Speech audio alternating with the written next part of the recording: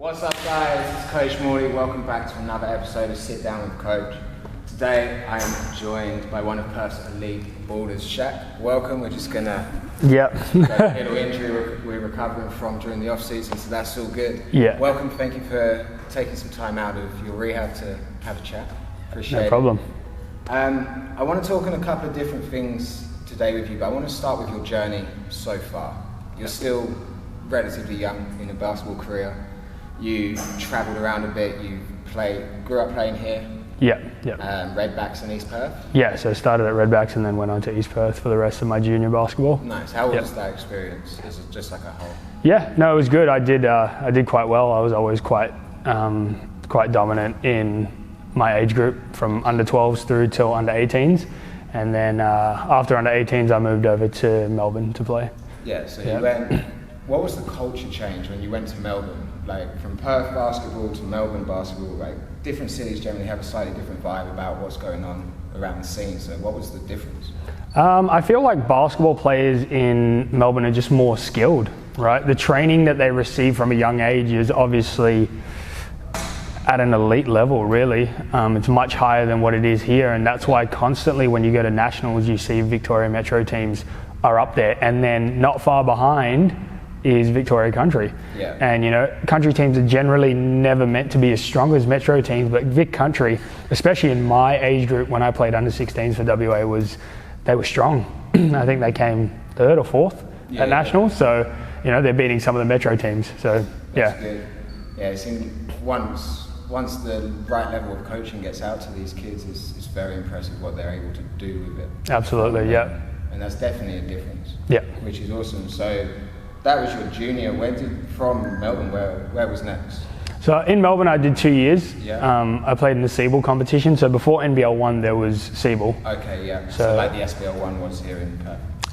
No, Siebel was actually, it was only on the East Coast. Okay. So there was teams, some of the teams that you'll see in NBL 1 North and South are still, from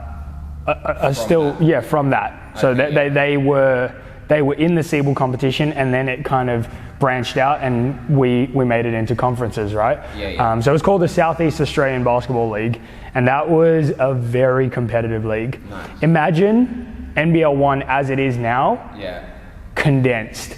So many more good players available and limited spots because there's less teams, right? So it's the best guys from WA would go over and play for a team on the East Coast, right? So there was never really average players on a team. Whereas now, you know, you're filling a roster of 10 to 12 guys, and it's like, okay, your back end, you wouldn't rotate them in. Yeah, but your 8-man rotations going to be there, then your 9 through 12 are going to be training players. Yeah. And then in the Siebel, it was like 8 guys could rotate and be good.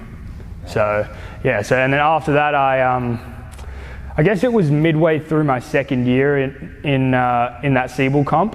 I got a call from Scott Fisher. He's a head coach at Ohlone College in Fremont, California. Nice. And I had a bit of help from a friend named Richard Balafi. He's in Melbourne, and he actually does some good work with scouting. So he was the one who got me over there. And funnily enough, I'm doing scouting for him now. So it's crazy, full circle how it works, eh? But yeah, he got me in contact with Scott. Scott said, come over, and spent my first year in California playing college basketball. Hell yeah, so that would have been another major culture shock. Oh yeah, the same sort of jump, but yeah, the extent of it was way more, probably double. That's cool. So one of the things I always find interesting when I first kind of met American basketball players, I was still in school and they were coming to play in the BBL in England. Yeah. And they would come in and be our coach. But one of the things I first noticed was the consistency they were able to do stuff at. Absolutely, yeah. So did you notice anything when you first got to Cali about the way they trained? Because you mentioned the skill level difference from WA to Melbourne. Yeah. What was then the difference? Because then you're going to college, there's obviously going to be a jump. Yeah. But what was the difference in terms of why that existed? Like you could see from the way they trained, or I think honestly it starts with how they grew up as kids, you know, learning to work at a certain rate and also realizing what you're working for, right? A lot of the kids that were on my team, I call them kids, we were all kids back then. A lot of the guys on my team, you know, it was, basketball was their escape from whatever they were going through. You know, I had teammates who, you know, didn't know their dads and only had their mum and their siblings, so broken families. You had guys, one guy caught 2 buses and a train just to get to practice, and then obviously 2 buses and a train back. Had another guy, I remember at practice one afternoon, coach was like, "Oh, Rob's not going to be here tonight." I was like, "Okay." And he goes, "He doesn't have enough money to fill up fuel in his car, so he can't make it." And he was coming from Oakland, so, and obviously it's not really safe to, you know, take public transport from an area like that. But it was just crazy just to see things that we take for granted. You know, your parents dropping you off at every facility that you train in, whether it's extra training, whether it's wobble, whether it's just school basketball. Like the commitment. System in Melbourne. You can get around here is relatively safe. Right? Yeah, 100%. So I think what they were working to get away from, you know, and it was their opportunity to go, you know, to go and chase a dream and make something for themselves. So they were just willing to work a lot harder, and I guess our schedule was pretty full on too. So for us, like Australians, I guess, we would have classes in the morning, as would all my teammates, American or Australian, and then we'd have a lunch break, and then 1 till 5 would be practice. So 1 to 2:30 was weights, and then 3 to 5 was practice. So you had a 30-minute break where you get stretched and warm up, and then go to 5. And I had teammates who would, after that, get in their cars, go to a 24-hour fitness, which is basically like a gym with a basketball court attached, and they play pickup till like 10 at night. And you're talking about doing this every day. That's a whole different work ethic. Every person that I know here in Perth would probably just call it after that, you know, just be like, all right, let's just head home, I'm tired, you know? So I think it comes from, like, it's definitely the same kind of thing I've observed from meeting different people around me, but I think a lot of it comes from, like you're saying, for basketball, for some of those guys, that's their ticket out of whatever situation, but that situation they were in, they've been overcoming adversity for their whole childhood. Whereas, I mean, let's keep it 100, and most of the kids we coach here and we interact with here, they don't have to fight through too much adversity really in comparison. No. So they already have, okay, well, if I want to do better, I've got to work. Rather than stuff being given and just handed. It's like, oh, you want to play basketball? Okay, here's new shoes, here's uniform, here's a ball. Oh, we're going to drive you here, there, everywhere. So that's not something that's available for a lot of people in other situations. So that's always interesting to see. How do you still keep in touch with them? The guys you? Yeah, actually, so I'm leaving for San Francisco in a month. So I will. I'll be catching up with as many people as I can, which will be cool, and it'll be good to see where they're at. You know, I've got a couple friends that I do still keep in contact with over Instagram, and some of them are still playing. One guy actually just signed a contract to play overseas. Not anything big time, but you know, it's good. Yeah, good to see that he's out there, you know, traveling and playing ball. It's really great to have experiences that I've had, such as college, just to build relationships and expand your network. It's something that is priceless. You know, I always tell people I tell parents generally, if you can give your child the opportunity to experience something like college and college basketball, do it. Because you couldn't come to me today, give me $10,000 and say, give me a college experience. It's just not authentic, right? So being able to actually work for it, get through it, overcome the adversity that you may face, even though it may be a different type of adversity, overcome it and get better. And you learn so many life lessons from that. And I'm super grateful for, you know, my time in college and that first year in California, man, I averaged, so coming from here where I was one of the leading scorers in wobble, and then in Melbourne I was okay. I was the back end of that team. I was 18 years old, inexperienced, but you know, I still thought I was skilled. And then came over to America, I averaged 3 points and 1.5 rebounds in my first year.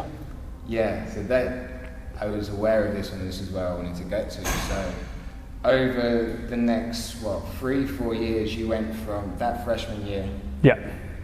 You transferred to British Columbia. Yeah. And your senior year, or at least your final year before COVID. Yeah.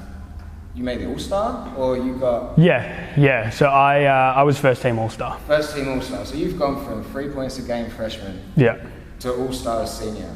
Yeah. What was that journey like? Like, besides the on the court, what had to change? Like, did you have to switch up your nutrition? Did you have to double up on your training? Like, what changed that helped you go from... to make that development over 4 years? So many things. So many things. And give me like a top 3 things that were the biggest kind of impact. It's really crazy. Imagine, the way I can describe it best to everyone that's listening, imagine a DJ, and you look at a DJ and they're turning the knobs ever so slightly. That's what my journey was like.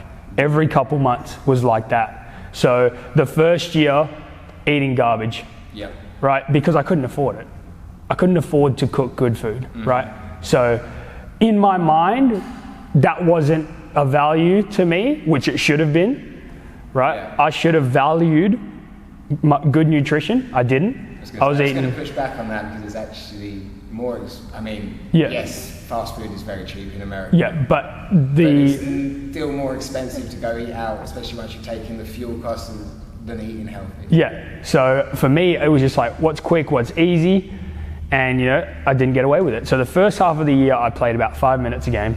Coach didn't trust me. We had a couple different sets. I'd say we had anywhere between 5 to 10 sets, but there was 40 different variations off those offenses.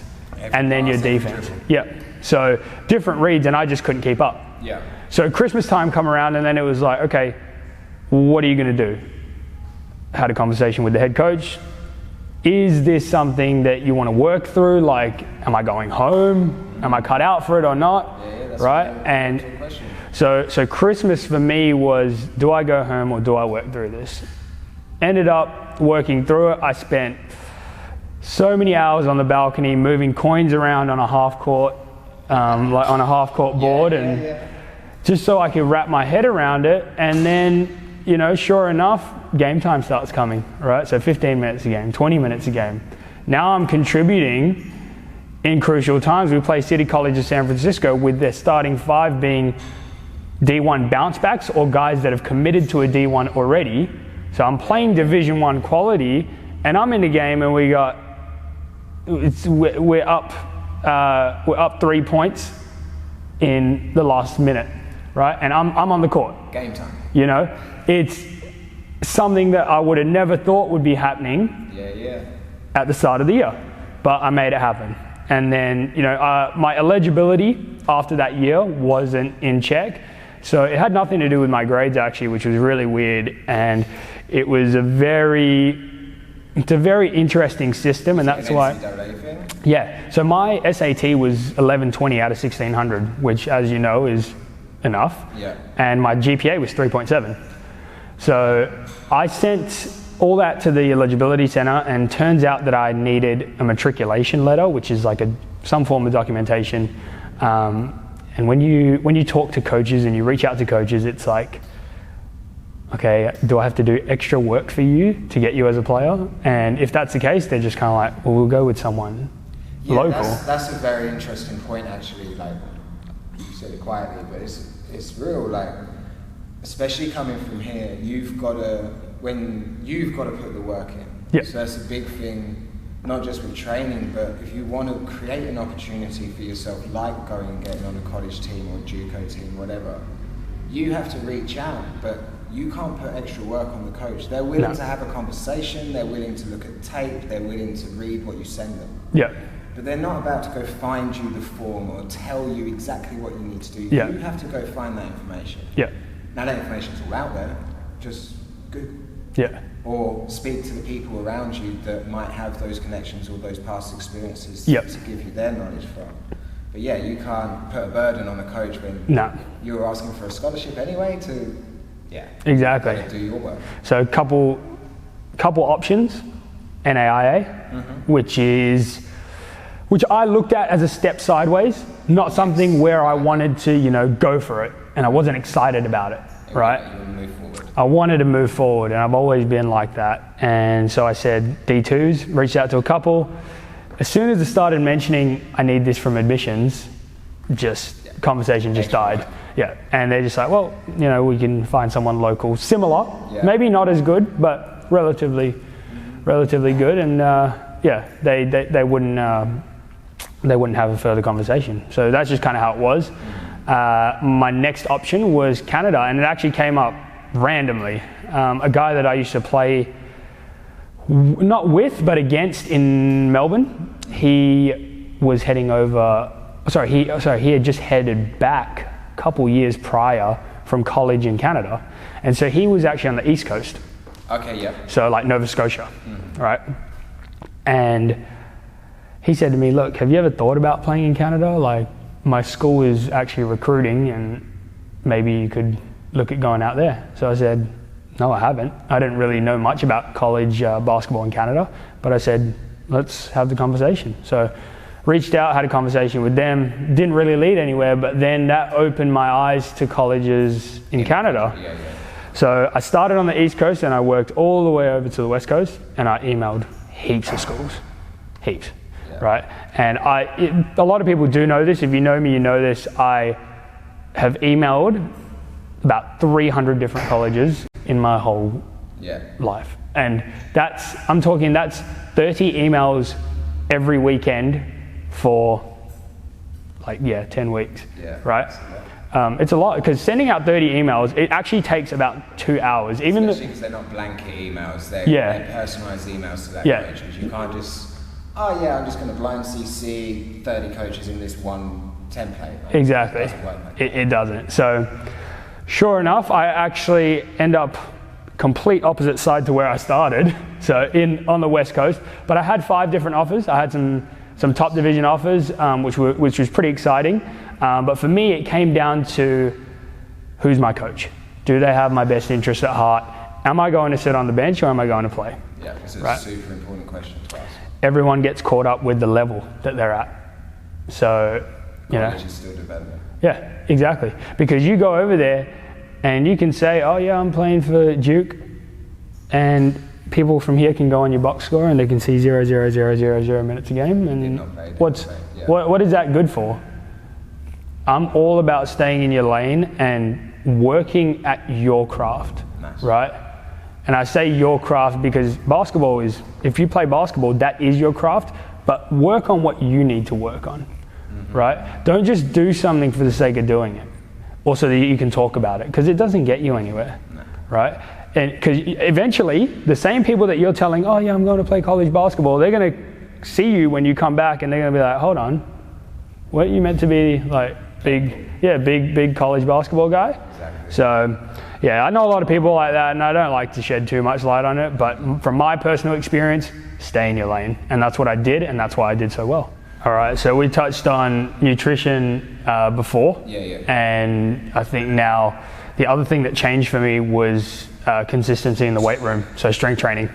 And I know you brought up consistency with some of the Americans that came over and played in the UK. So similar sort of thing, when you get to college, preseason is tough, right? So you're working hard, everyone's committed, they're working, and it's easy to, as you become more conditioned as a basketball athlete, things become easier. Like, you're playing at a faster pace, you're more comfortable, and it's important to not let other aspects of your lifestyle as an athlete deteriorate or lapse, right? So those hard days you spent in the weight room need to carry on. Maybe you bring back your load, but you've got to keep your intensity up. So for me, I found that instead of, because of the fatigue, it's like, maybe I'll only lift twice this week. It's just not enough, right? So I had games on Friday and Saturday. So what I would tend to do is I would go Legs on a Monday. So I do it lower body, right? Yeah. So I would go lower body on a Monday, upper body on Tuesday, lower body Wednesday, upper body Thursday. So even if I hit a harder upper body on a Thursday, if I felt like it, if I felt like going hard on a Thursday, then at least my legs were saved. Yeah. Right? Legs. So I was smart in the sense that, and when I say going hard, I don't really mean my intensity, I mean how much I did in the day. Okay, yeah. And loading as well. Yeah. Many sets. Yeah. So a higher intensity day, you're going to do 5 sets of that instead of 3 sets. Yes. Lower intensity. Exactly. So I'm still putting in the work. It's not like I'm relaxing on that day, but I'm being smart. How do I want to feel going into the weekend, right? Mm-hmm. And it's funny, I even used to think about our opponent, right? And I'm thinking, okay, if they're a weaker team, I may not play as much, so I can maybe push myself a little bit more. Yeah. Right. And you got to take those things into account. Another huge thing, it killed me in college, and I guess my last year I put more of a value on it. Sleep. Ooh, that's a big one. Biggest form of recovery. Mm-hmm.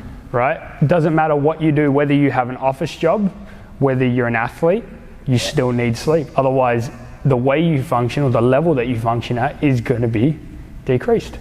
Yeah, definitely. The sleep is a massive factor, so I want to touch on the S&C stuff first, and then I do want to talk about the sleep because it is a big thing. But that change, that consistency you brought in with your weight room training, making sure you're going 4 times a week, and the sleep ties into that because the sleep allows you to do that. Yes.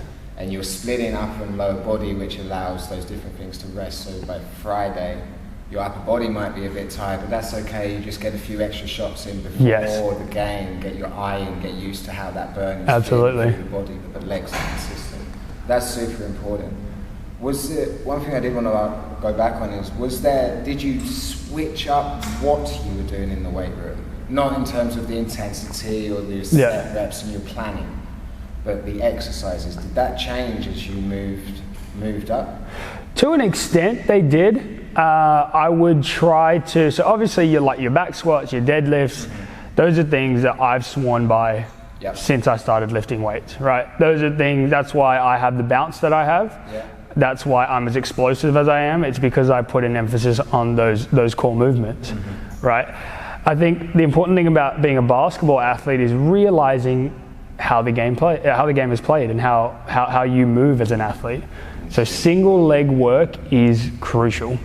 And so maybe instead of a back squat, you go into a split squat, whether it's a Bulgarian or just a barbell split squat, right? Then you're talking about things like lateral lunges. You look at any vertical jump program, it'll have lateral movements, whether it's lateral bounds, lateral lunges. Yeah, right? Skis, so sort of side to side. Yeah. So it was varying exercises in that sense, right? And as I learnt more, I studied kinesiology, and now I'm working through my level 1 S&C with ASCA. I'm learning more about how you can vary your training in those aspects, right? And something that I also didn't really, when I was in college, I didn't really have much to do with it in my training programs, but things like agility and conditioning in that sort of environment. Not the on-court, in the gym, in the lab. It's different. So it's, not just strength training, but agility and conditioning is stuff that you can also add to that to supplement your strength training. Because yes, you do get some form of agility and conditioning when you're on the court, but imagine being as sharp as you can, right? Yeah. So like the single leg stuff is interesting. Even with the 8-year-olds that I coach, we do single leg work. Yep. Check out the YouTube videos for the single leg balance work. Yeah. But we do that, and the single leg is so important because it allows, as a coach and as a player that's actually aware of what you're doing, to identify weaknesses. Yes. Because let's say you're a 1-foot jumper. Yeah. So I'm a 1-foot jumper. I jump off my left foot. Yeah. I've had to teach myself to jump 2 foot so I can then teach other kids. Yeah. But as I grew up and I got to the point where I was actually at my athletic peak at uni, that leg, I could do anything on that left leg, but my right leg, I'd constantly sprain my ankles. Right. Like 3 or 4 times a season, I got sprained right ankle. Yeah. And it was like, what the hell is going on? Because I didn't used to do the single leg stuff. Yep. The back squats, the deadlifts, RDL, all of that stuff. We used to do a lot of lunges, but I wouldn't ever just take that left foot off the floor and focus on, because you can isolate that right leg for all of those movements individually anyway. Absolutely, yeah. So the same thing, like studying swan exercise science, learning about more of this, and then trying stuff with myself and with my athletes and seeing what is working, what isn't. Absolutely. It's been a very interesting journey. So that's why I ask, because as I grew up, I was taught certain things. We're not going to get into them today because that's a whole another thing. Yeah. But there's certain things I learned and I was taught growing up that as I've now become older and become the teacher, are wrong. Yep. I just 100%. But like you're saying, like you went and you noticed that and you started isolating them, and then the agility work as well is the same kind of concept. So, well, yeah, you can do a Eurostep in a game, but can you? Yeah, exactly. Can you do it every time and strong and mobile? Well, you're not going to work it well just doing the Eurostep. Let's go and do some lateral bounds, let's do some skis, like how can you bound? Yep. Yep. And building out from there. But I do think it starts young. Absolutely. I think because I know you're a coach now as well, and we're about to go into that. But what age did you start doing, because you do have pretty good bounce, I'll give you. you can get up, you've got some very nice highlight plays and whatnot, but at what age did you get your bounce? And what kind of triggered it? Did you start doing a little bit of this and that kind of, everything kind of clicked and it came through? Like, how did your bounce arrive in your life? So, how did it arrive? It came through probably under 15s, it started to come through. Yeah. I didn't start strength training until I was 18. Okay. Again, that backwards form of thinking where it's going to stunt your growth, this, that. I mean, we won't get into it, but it is wrong. So I see now, I work out at Athletic Institute in Wangara, and there's kids in there that are so young. They're still they're entering high school, and they're in there working hard. They're doing the same movements as I'm doing. Sure, they're not doing as much weight. Actually, you know what? Some of them are up there already. Trap bar deadlifts, I've seen kids pull some weight that guys in my team couldn't pull. It's crazy. So, that foundation that they're building now is what's going to give them an advantage in the future. So for me, how I got my bounce was practicing jumping every day. Yeah, so sure, it's good because it's similar to a box jump, right? Mm-hmm. That's a jump. You're jumping consistently, repeating it. It's repetition, right? Yeah. So jumping before practice, trying to dunk. Just doing. Yeah. Just trying to do it and building from there. Yeah. Imagine if you'd been that kid in the gym doing actual box jumps. It'd be scary. So, like we keep saying, we're not going to go into it because the two of us can sit and talk on strength and conditioning and our training stuff for a long time. But with just this one individual example of you learning to jump through just going and jumping, and I can nearly dunk, okay, I'm going to keep going until I can get that dunk and I can throw that down.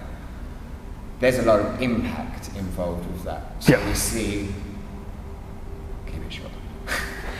We see a lot of young players. I mean, Zion Williams, how many rookies have gone in and ended up redshirting their rookie year because of lower body injuries that aren't contact injuries? They're rolled bad ankles, ACLs, MCLs, knees, ankle joints, hip issues, hip flexors, glute issues, hamstrings. That can all be that single leg work, and then that box jump takes away all the impact of that, so you can do it safer both the up and the down, which over the whole journey of your basketball career, and you only get one set of legs. That's it. So for the rest of your life, you need to take care of those knees and ankles. Yeah. So, like you're saying, these young kids in the gym on the trap bar lifting weight, they're hopefully also, and where they're training, I know they will be, doing that single leg stuff as well to build that stability. So hopefully when they get their opportunity, whether it's to go overseas to college or step into an NBL1 team or whatever's going on for them, or a university, their body's not going to let them down. It's a frustrating thing as a trainer that knows about this kind of stuff, and it's like I see year after year these top lottery picks come into the league and they get injured within the first season. And it's like, haven't you just spent time at college where you're learning about how to look after your body? Well, so it's funny. Interesting how it all kind of comes round, but it also then brings me to what I want to talk about next. And you're now in the coaching world as well, so you're still playing, you're still an active player, but you've got into coaching kids and young kids as well, like beginner level, youth development up to wobble. Where did that passion come from? Because we were talking beforehand, and not every player can coach. By no means can every player coach. There's a lot more that goes into it than that. So what drew you to it? So for me, I think it was when I was in Melbourne. I had my first job, or one of my first jobs, as a young adult, at Subway, making sandwiches, and I hated it. I quit after 2 weeks, right? But I had friends on that basketball team at the Melbourne Tigers that were the imports. I had two of my best friends at the time, Dylan and Josh, and they were doing coaching. And Josh was very good at it. Josh is, I was speaking about going to a wedding, it's Josh's wedding, right? So I've known this guy for years. He's played in like 15 different countries, like very well traveled and very experienced with basketball. And when he was in Australia, in Melbourne, he was coaching, and the club had set him up with that. Nice. And it got to the point where Josh is great at networking. He's good with people. He's good with the kids, and the word just kept getting out. Like, okay, this Josh White guy, he's playing for the Tigers. You know, he's a coach, and now people want training. And it got to the point where it's kind of like coming too much for him. And I said, Josh, do you have any clients that you can palm off? And all of a sudden, I started coaching kids on a Monday, working for Chase Basketball, which was attached to the Melbourne Tigers. So Jack Purchase, who's at the Wildcats now, his dad actually owns that Chase Basketball. So it's like a youth program at Melbourne Sports and Aquatic Centre. So I was doing that on a Monday, and then I started doing Tuesdays and Thursdays with schools. So I used to go out to a school and I used to coach school teams, because primary schools would form a team and then they'd enter it in the competition at MSAC. So I was coaching the practices and I was coaching the games. That's cool. And then I started to have a bit of money coming in just from coaching, and I was like, okay, this is good. Like, you know, I'm able to pay my bills and I'm really enjoying it. You know, I found that I was communicating well with the kids, and it was fun. I enjoyed it because it's basketball, and I could see the kids getting better, and we're getting wins. You know, when it's always like, it's different skills training, right? Because you don't always get to see the results. You don't get to see the games. But being able to coach the trainings and then coach the game and get a win, it's like great. Like, we're tracking well, you know, and the kids are happy, the parents are happy, I'm happy, and it was good. So I started off doing that kind of stuff, so group stuff and team trainings. And then when I came back from Melbourne after my first year at college in California, I needed a job. And I thought, well, what was my last job? Coaching. So I reached out to a few people to try get some clients. I'm like, I'm back, you know, I've played in college, blah, blah, blah. If anyone's looking for any training, I'm available. And I knew a couple imports here at the time that were doing one-on-ones. I said, oh, maybe I should try one-on-ones, right? So tried some one-on-ones. I only had 2 clients for that first summer. Second summer I had 3 maybe. And then afterwards it was like, okay, people are a bit more interested, a couple more. Then I reached out to Swish City, and shout out to Swish City for letting us use we're their facility. We're at Swish City in Joondalup. It's a pretty cool place. We'll show you around later. So, you know, they were really good to me. Megan and Tane were keen to have me in, and then it just grew from there. So with the help of them, plus me promoting my own brand, I'm now up to the point where I have a waiting list. So I've got right now I think I've got 3 or 4 kids, and I feel bad because I'm always trying to accommodate kids because I love doing it and I love seeing them get better. Yeah. And when I can see how keen they are to get better, it makes me want to do it more. And it's coming to the point now where, like tonight, I'll coach 4 to 8, and if I could have an 8 o'clock session, I would. Like I just can't eat dinner at 9:30, right? So as much as I would love to, that's where I'm at, right? So I've got about 30 clients at the moment, right, on a one-on-one basis, and I have small group sessions. So I'll have 2, maybe 3 people at most, right? And it's one-on-one skills. And now that I'm in that kind of realm of coaching, I love it first off, but I'm learning so much. So the more I play, the more I learn about basketball, about how to train kids one-on-one, and I'm delivering programs that I'm excited about. Like when I plan them every week, I'm like excited to deliver them. And then when a kid comes in and they're like, oh, I love this move. And they're drenched in sweat after the workout, they had a great workout, like that's what we love, right? So, and I've got kids that are very dedicated, right? So I got one kid that comes in here 6:30 3 times a week. So Tuesday, Wednesday, Thursday morning at 6:30. And then I've got one on a Monday that's 6 a.m., right? So these kids are doing stuff before school, and they're, you know, so they're giving their all and I'm giving my all, and I'm loving it.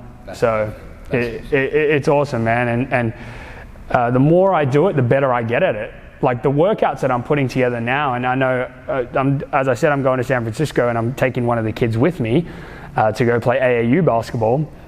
That's another opportunity that would have never come up if I wasn't doing this coaching stuff. But the level that I've got to, just because I've been passionate about it and I've given it everything, and I've pushed to get to this point, I'm putting together programs that are like I've never thought years ago that I would have been able to do. So yeah, I love that. That's awesome, man. That's very similar journey. Yeah. For that coaching bit. Yeah. Not the playing bit, but the coaching bit, very very similar journey to mine. Yeah. Apart from I tried to do it traveling halfway across the world to another place and nobody knew me. Yeah. But the start was very similar, and it's just a constant process and grind. And the fact that one thing you said was interesting is your coaching's helping your playing. Yeah, 100%.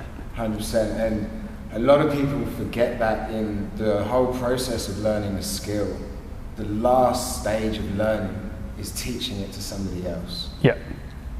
So a lot of people forget that. So like when we're saying like not all players can be coaches. Yeah. It's because they can never complete that last stage of learning. Yeah. So you going through and okay, you've learned the skill, you've put it into practice, you've then been able to write it down and break it down, and then you've been able to teach it. Yeah. It now gives you a deeper understanding and vision of it when it comes in a game. 100%.